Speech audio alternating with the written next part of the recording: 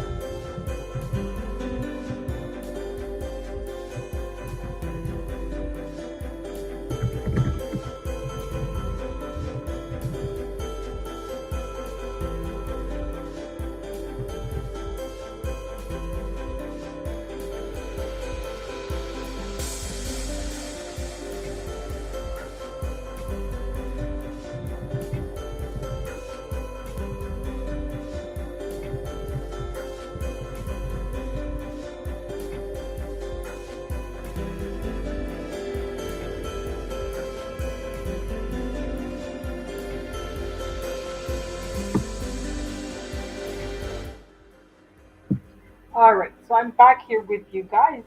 So, as I said, tonight is going to be a review of the movie Riddick by, let me go back to if I do remember watching the movies, but I'm not big on um, remembering all the little details of each movie that I watch. So, let me go back to here. There we go. Oh, okay, so the movie Pitch Black came out in 2000, in the year 2000, and it was directed by David Tohey. And of course, it stars Vin Diesel as the title character. Yeah, sorry, I'm losing my words here. It was starring, of course, Vin Diesel, who played Riddick. His full name is Richard V. Riddick, which is like, okay, very like, Riddick, okay, you know, I wonder what V stands for, but hey, what can I tell you?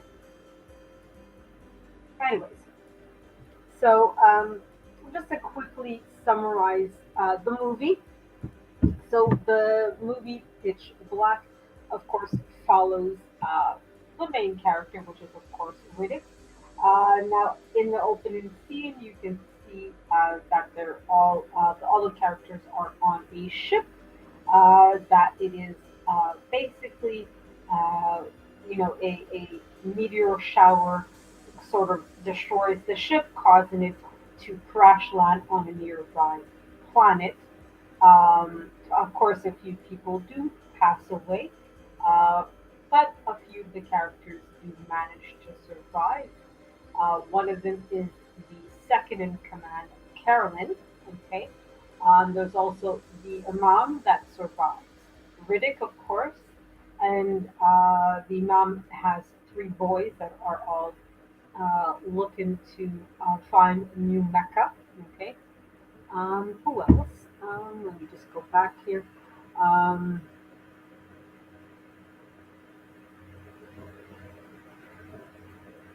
there's also, oh yeah, there's also Jack. Okay.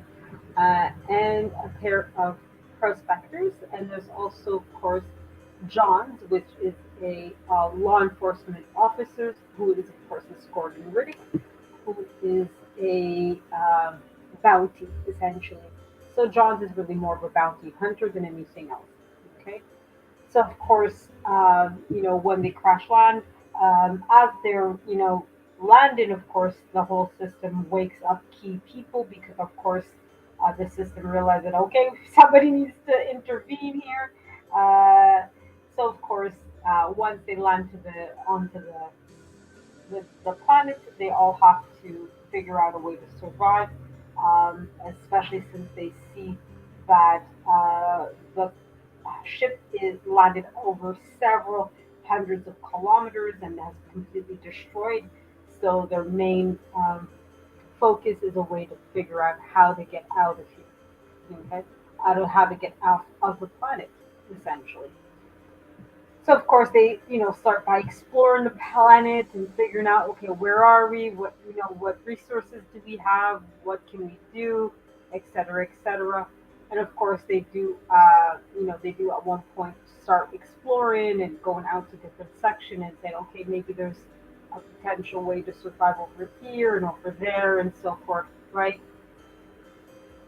Um, but of course, they get more and more desperate since they basically see that the planet is mostly desert.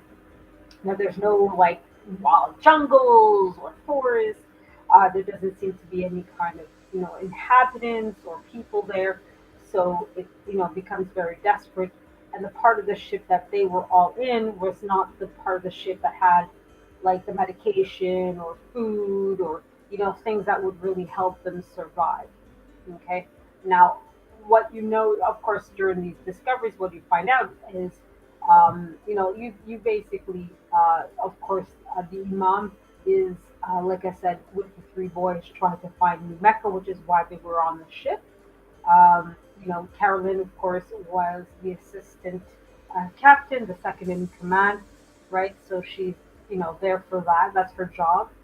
And of course, Johns was trying to bring back Riddick, sorry, in order to get his money, and the other prospectors, sorry, as well as the other passengers, were there to go to another planet to better their lives, make a new career, etc., etc. Right? Now, with Riddick, he, of course, before being told by John to be careful of him because he's a very dangerous criminal, but you're not really told what exactly about him makes, is so dangerous and is so, you know, basically, what makes him a threat, right? It's kept very much of a secret and very much not to be told. Okay. Let's see. Oh, hello, hello, Lashes Dirty, and hello, Trash Can Waves. Yes, yes, I definitely enjoyed the both movies. I'm glad to see both of you are here. I hope both of you are well on this Sunday evening and that you had a great weekend. Ah, so mad that it's Monday tomorrow. But anyway, it is what it is, right? Yeah, but I definitely liked yeah, you're right. I like Riddick more. Now ironically, Trash Can Waves, I saw Riddick the Chronicles of Riddick first. And then I realized, especially at the beginning of the movie, I'm like, what are they talking about? That's why I realized, oh yeah, this is a sequel, and I had to go back to watch Pitch Black. So I watched the second movie before I watched the first movie. But I liked the Chronicles of Riddick a lot better than Pitch Black. Um, so basically, yeah. So of course, they go through the planet trying to survive, and that's when they discover a geology station, and they kind of realize that, oh, we're a little bit screwed here, because at one point they do see that the planet has three suns, but at one point all three suns align and it goes into a total eclipse. So of course, okay, we have to not only do we have to figure out a way to survive and get food and water and all that kind of stuff, and then of course eventually find a way off of the planet. Um, then we have to deal with an eclipse, which okay, it's not really. I can't remember if they do say how long the eclipse will last, but it's not going to be like, okay, it's going to be 10 minutes and we're okay, right? It's going to be a while. And of course, the eclipse happens, and that's when another set of trouble begins as the sun is going down. They see that there are these creatures that come out of these hidden caves that they didn't notice about, before. So now they're like, oh, we're really, really screwed, pardon my French here. And of course, these creatures pick off a few of the survivors that from the crash landed. So now, of course, the urgency of everybody leaving the planet just gets so much bigger. And of course, they do figure out different ways of there are ships to get off. They see on the geology center that okay, we could get off this planet, but we have to, of course, survive these animals going after us. Of course, Riddick being a big time warrior, you see him fighting his way through, and um, he figures out now. Unfortunately, a lot of people, of course, don't survive. One of the people that does survive is the mom, okay, and the boy, Jack. But we find out during the course of the movie that the boy really isn't a boy; that it's a little girl. Now, the little girl actually becomes important in the second film, okay, The Chronicles of Riddick. I won't be talking about that movie right here, like I said at the beginning. I'll be reviewing The Chronicles of Riddick on Saturday morning, okay? So I did post you guys just so that you guys know all of the lives that I'll be doing this week. So you should guys be able to see my quote unquote upcoming lives. Yeah, I heard about the animated, but actually, and that's what I was kind of looking trash can waves, because that's when I was a bit confused because I know that there obviously is, as you and I both know, obviously, and as I just said, there is a Pitch Black, there is obviously Chronicles of Riddick, but I know that there's a third movie, which is Chronicles of Riddick Dark Fury, and then there's on top of that the animated series. Because I do remember seeing clips of the third movie, Dark Fury. But that's what was I was confused. Is okay? Is that the animated movie? Is that the third movie? Right.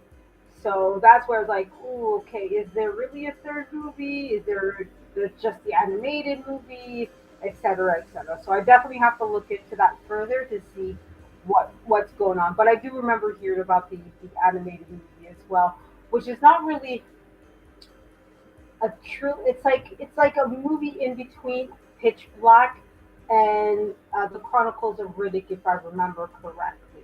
Okay, but I definitely have to look into things. But it's either way, it's a really a shame because to me it's one of the underrated sci-fi movies. Either way, um, Chronicles of Riddick could have done a lot better. I mean, it's not like okay, it lost money. I mean, it still made a big profit, but it's like it feels like it's one of those movies that nobody really knew about, yet still ended up being successful. At least in my opinion. But anyways, so yeah, so of course, like I said, those three characters did manage to survive the movie and leave the planet. But yeah, so that's the summary of the movie. As you saw, I didn't really go into a whole lot of details.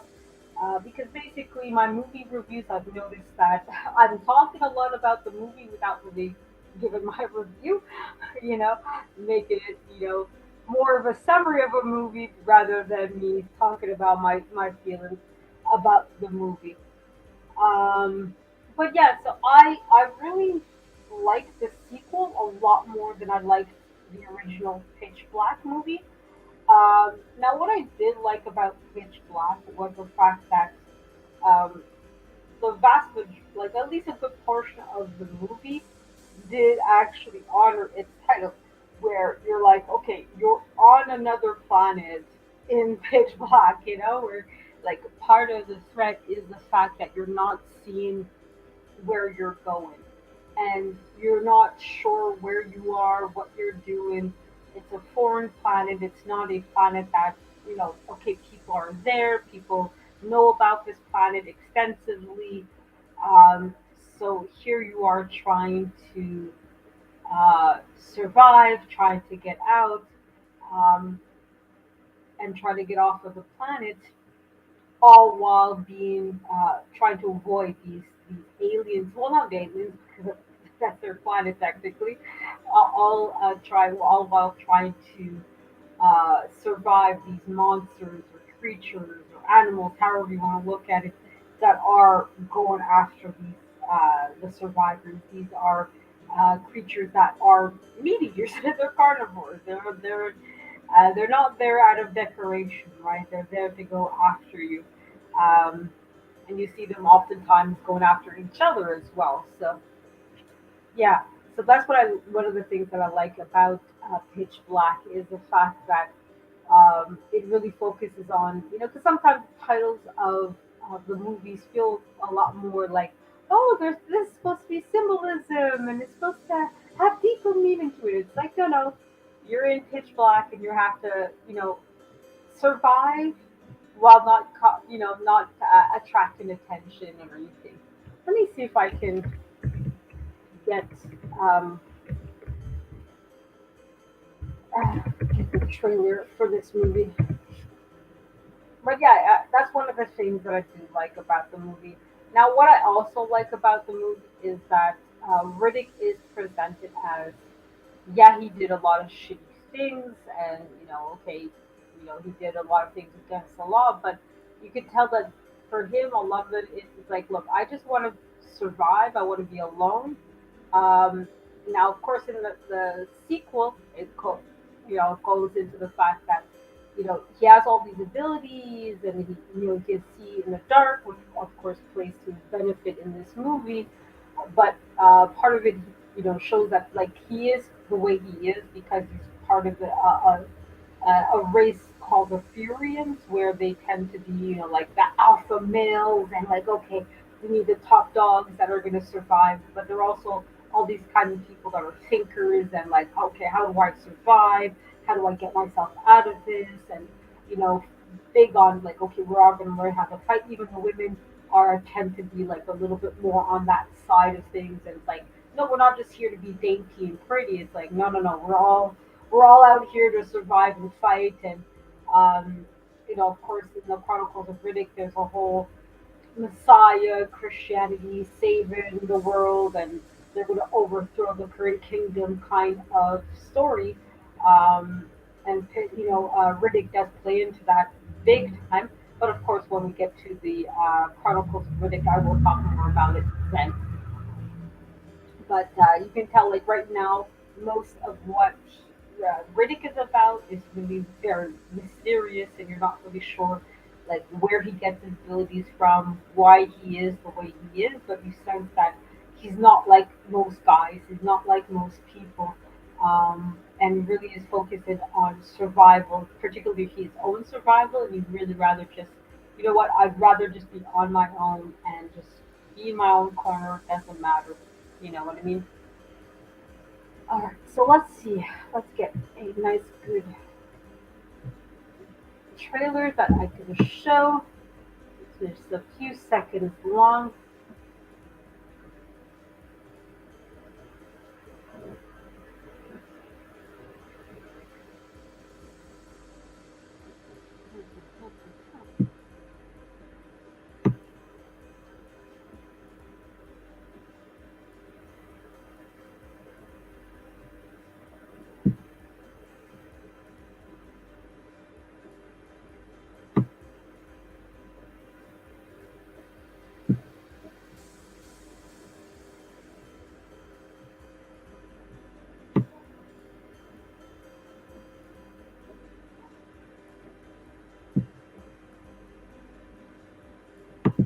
this one seems like a good trailer we could use. Just forward into it here a second.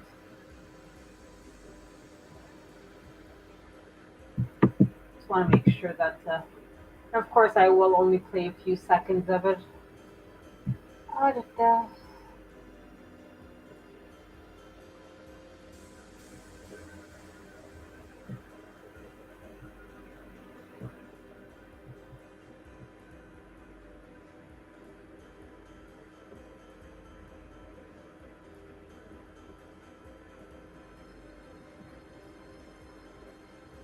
Okay, it seems to have gone to something else. I'm not too sure why.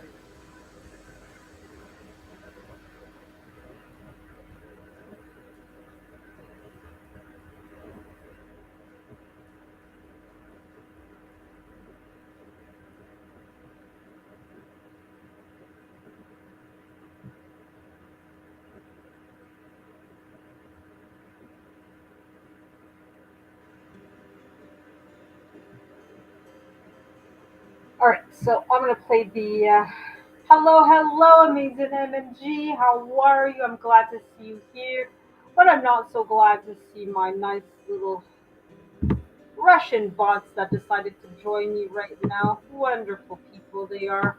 At least I get some people to. Wonderful Russian bots. Here we are. Gonna report. My goodness. Always with these people. Always, always, always.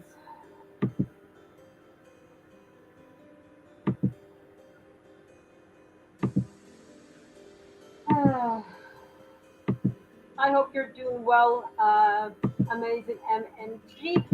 I would be doing better if these bots didn't spend so much time on me. There we are. Got all of them. There we go. Okay, okay. So I'm glad to see you here, amazing MNG. Alrighty, so I'm going to play the trailer very quickly, not too much of it, because obviously I don't want to get a claim. So let's just put that here. Oh, I could actually turn off the music. There we are. And now we're going to share.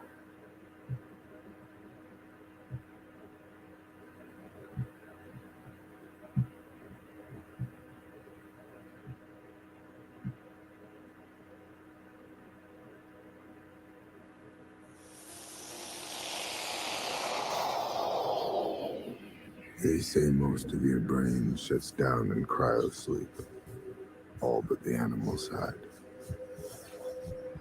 Guess that's why I'm still awake.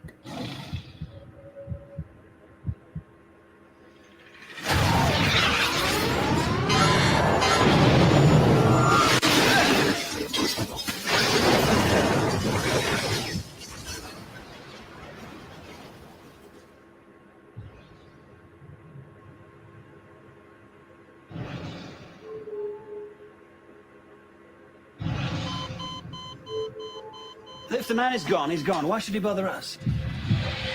Maybe to take what you got. Maybe to work your nerves. Is he really that dangerous? Only around humans.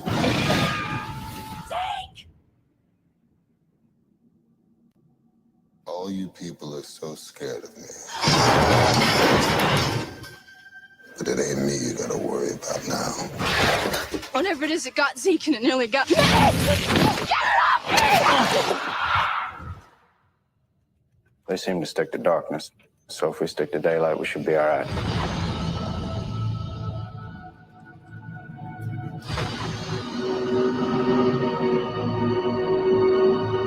me! A total eclipse.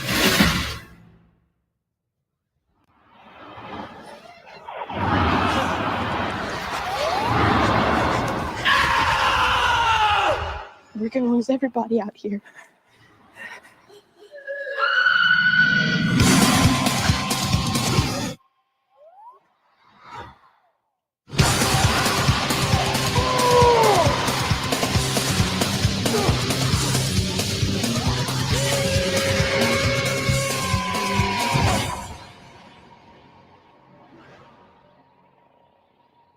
You're not afraid of the dark, are you?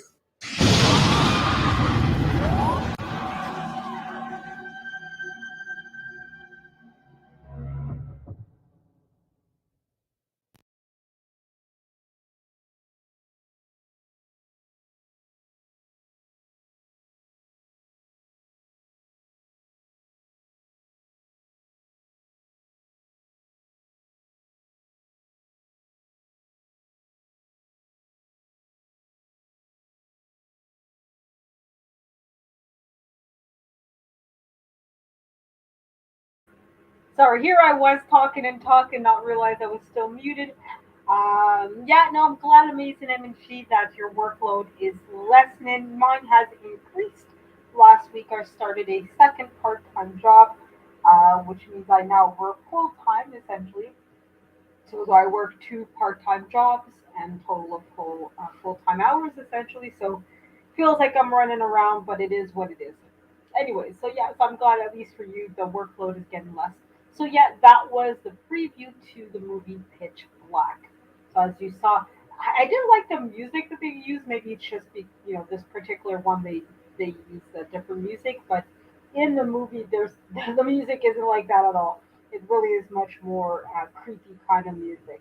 But yeah, so as you saw that it's really a lot of the movie is about surviving the monsters that attack you in the dark, essentially. And of course, they make the emphasis that hey, there's going to be an eclipse where the entire planet is going to be dark. So of course, they all have to run away. Now, what I like as well about this movie, and this is something I really like about a lot of movies. If you really want me to like your movie, don't say a whole lot about it, right? In the sense of you don't really know a whole lot about Riddick himself. You don't know what these creatures are. You don't know who the geologists that were there before. You don't know who they were. You don't know why they were there, how they got at one point you see everybody, the survivors, go across this plane, these planes, like plane out as in the thing that goes in the air, but plane as in the like that flat lands essentially. But you see all these skeletons from these very, very, very, very large animals, and you're like, okay, what are these animals? Where are they? What happened? Right now, of course, later on in the movie everybody puts together that okay, the creatures that are hunting them in the dark are the ones that went after these other animals, because from far it just looked like oh these are trees, right, or these are just large buildings or stuff, but no, it's like the white that they saw before is like actually the skeletons from the animals, right? So, like I said, everybody just puts two and two together. It's like, oh, those other the night creatures went after the day creatures essentially, and obviously went after the geologists that were there before. But again, you don't know who the everything is and what happened, right? Um, so that's what I like about it. You're not saying everything, because at the end of the day, it doesn't even really matter who the geologists were or what these animals are or whatever. You just need to know, okay, I need to survive and I need to get off of this planet, right? Now, of course, in the movie, most of the passengers pass away, if not in the initial crash. In the initial crash, you see that nine people survive, and then at the end of the movie, only three ultimately are able to leave the planet. So basically, a lot of casualties. But you see that for some of the movies, like in those deaths, those casualties, some of them you're actually happy that they're gone and that they're like, yeah, you didn't. If you survived the end of this movie, I would not be happy if that happened. While as with others, it was like, please survive, please don't die now. Mine was Carolyn, and for me, it's just the fact that okay, she's trying to do the right thing. She's trying to, make sure that everybody survives and make sure everybody gets out there. And she's not a bad person. She's not out there trying to do anybody harm. She's just trying to do her job, trying to make sure that everybody's okay. So for me, for her to be one of the casualties was like, oh my God, no. And there was a few others. Most of the other ones, like, okay, if they survive, okay, fine. I mean, I have nothing against it, but their passing wasn't like because you didn't know a whole lot about them because there wasn't anything heartfelt about them. There wasn't anything like okay, if you pass away, that makes a difference. Like they're almost like cannon fodder almost, right? So they're just there. the whole point of them being there is to pass away in the movie, right? So that's why I find it, like, okay, it's annoying when we have these kinds of movies. Um, and that's what I find that happens a lot with these sci-fi, like especially sci-fi that's more like space exploration. It's sort of like the red jersey guys in Star Trek, where like you feel like some of the characters are just there to pass away, to be like, oh no, Johnson passed away. Oh no, let's cry about this. It's like, no, I don't care about Johnson. I don't know who he is. I don't know what he did. I don't know, like, it's like you don't feel like any kind of attachment to these characters, which is a shame. Like, yeah, they'll make sure that two or three, like, obviously, you're gonna be, more attached to like Riddick, who's of course the main character, but in most of these movies, they'll put like two or three that like you actually care if they pass away or not. It actually, or like in the case of uh, Johnson, where his is like, yeah, no, him wanting to, like there'll be those that you want to survive, and then those that's like, no, you can pass away. It'll be a good idea, right? And then most of the other ones, like it doesn't really make a difference, which I find that annoying in movies that they do that. Like if you're gonna have a character that passes away, there should be a reason for it other than just, well, he's the bad guy, so he did this. It's like, come on, let's go a little bit deeper than that, right? So that's one of the flaws that I don't like about Pitch Black. It's like it just, as much as the some of the movie is like new and there's a certain amount of novelty to it, right? Like the monsters is not like a monster that you typically see. It also plays into a lot of the stereotypes of the sci-fi space exploration movie, right? Well, space exploration. It's like a sci-fi movie that happens to be in space, essentially, or outer worldly. It's not happening on Earth, right? Um, and it's kind of annoying when you get these kinds of movies. You want movies that go above and beyond and really, if you're gonna say, okay, it's pitch black, and you hope that it's going to be different, but oftentimes it isn't. Um, and I do think it did a good job as well of blending the whole sci-fi and horror um, together, because a lot of times, the sci-fi tends to be one thing completely separate from horror. They tend not to be one and the same, right? Sci-fi tends to be much more, okay, the monsters and the boogeyman under the bed that's going to get you, and then the sci-fi tends to be tech stuff and technology. So of course here it really does a good job by combining where it's like, okay, you're in space, you have machines, you have a spaceship that brought you from one other planet to this one. Oh boy, Lee spammed again with the whole. Okay. Sorry, guys, I do have to take a moment to deal with the nice little.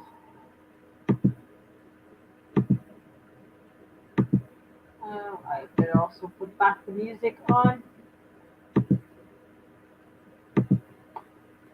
Sorry, guys.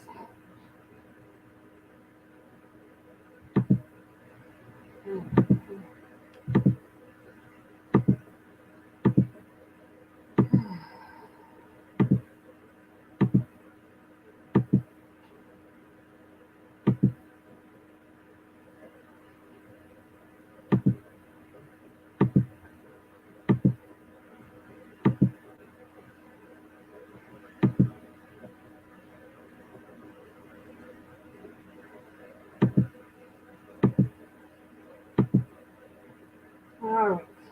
So that is that. All right. So now where was I? Sorry, I was in the middle of my day, but then like saw the span. Anyways, oh yeah, it was a good mix of horror and sci-fi. Um, so you kind of had um, it was it was a good mix just because the first part of it, yes, it focused a lot on like a transition almost, like from like Aliens is a mix of horror and sci-fi because okay, we're in a spaceship, we're using the technology of the spaceship to fight off against the aliens, and it's very claustrophobic. We're in tunnels, we're in a tight space, we're in the dark, and we're fighting aliens that are monsters, and we don't want to die from the monsters, right? While as with uh, Pitch Black, it transitioned from the sci-fi to the horror and back to sci-fi.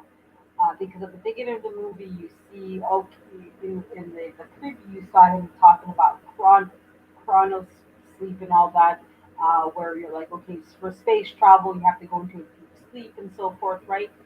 So it's, you're in a spaceship and then you're going from one planet to another, right?